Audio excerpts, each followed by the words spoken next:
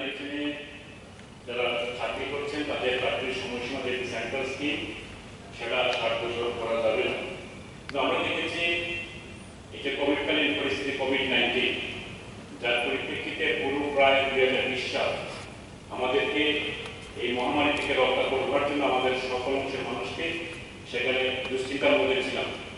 কিন্তু আমাদেরকে রক্ষা করবার জন্য যারা সামনের সারিতে থেকে লড়াই করেছে, ডাক্তার নার্স থেকে শুরু করে স্বাস্থ্যকর্মী, তাদের মধ্যে অন্যতম ভূমিকা নিয়েছেন আমাদের যারা এনআইটির নেতৃত্ব কর্মচারীরা গুরুত্বপূর্ণ ভূমিকা সেখানে নিয়েছে।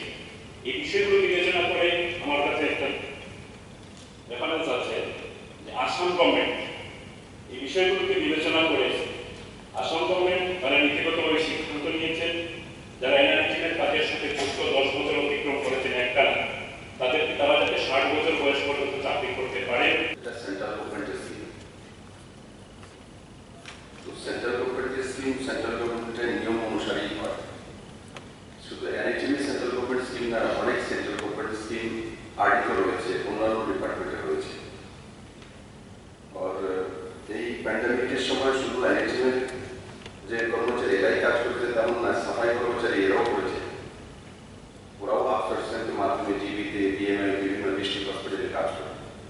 তো আমাদের নিচে থেকে ওপর পর্যন্ত সবার দিকে টাকা লাগে।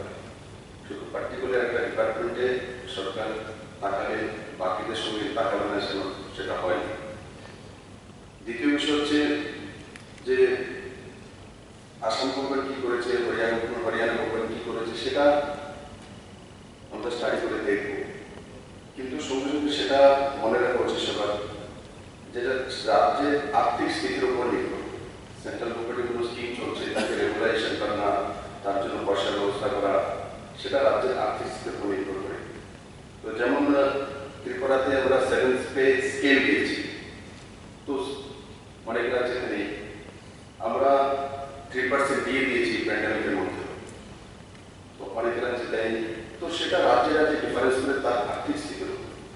তো আপনি বিষয়টা উঠিয়েছেন, আমরা একটা স্টাডি করব যে তাদের ক্ষেত্রে কি করা যেতে পারে। রাজ্য সরকারের আর্থিক স্থিতির উপরে সেটা নির্ভর করে, আর রাজ্য সরকার সিম্পেথেটিক্যালি সেই বিষয়টা স্টাডি করে দেয়। চন্দ্রমোহন পাটোয়ারি উনি এই বক্তব্যটা এই সময়ের মধ্যে উপস্থিত করেছেন প্রেস মিট করে, এবং তারা এখানে যারা কি কারণে তারা এদেরকে 60 বছর বয়স পর্যন্ত কন্টিনিউ করবার কথা বলেছে, তারা এখানে চিন্তা current ongoing COVID-19 pandemic, also the NHM employees are on the forefront to contain the spread of the virus. এই যে বিষয়গুলো তারা এখানে মধ্যে ডিটেলস আমি বলছি না, এই বিষয়গুলোকে বিবেচনা করে যাতে যেহেতু তারা ফ্রন্ট থেকে কাজ করেছে তাদের মনের মধ্যে একটা স্যাটিসফ্যাকশন থাকে, তারা যাতে কাজ করতে দ্বিধাদ্বন্দ্ব না আসে, তারা যাতে আরো 60 বছর বয়স পর্যন্ত এটাকে রেগুলার 60 বছর পর্যন্ত করতে পারে। এই সিদ্ধান্ত যদি আমরা নিতে পারি, যেহেতু তারা পার্শ্ববর্তী গভর্নমেন্ট আছে এবং জানি হরিয়ানা গভর্নমেন্ট এই ধরনের কিছু সিদ্ধান্ত নিয়েছে, এগুলোকে যাচাই করে যদি সুবিধা থাকে, যেহেতু আমাদের কোভিড সিচুয়েশন সহ অন্যান্য স্বাভাবিক স্বাস্থ্য পরিষেবার ক্ষেত্রে তারা গুরুত্বপূর্ণ ভূমিকা নিয়েছে, তাদেরকে যদি বয়সটাকে বাড়ানো যায়। তার পাশাপাশি যে বিষয়টা আমি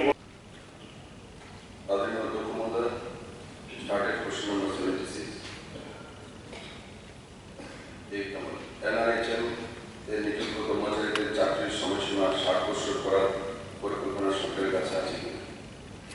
উত্তর, এনআরএইচএম এর নিযুক্ত কর্মচারীদের বেতন ভাতা ও অন্যান্য সুযোগ সুবিধা সংক্রান্ত বিষয়াদি কেন্দ্র সরকারের নিয়ম অনুযায়ী পরিচালিত হয়। এনএইচএম এর নিযুক্ত কর্মচারীদের বয়সসীমা সংক্রান্ত কোনো আদেশ এখন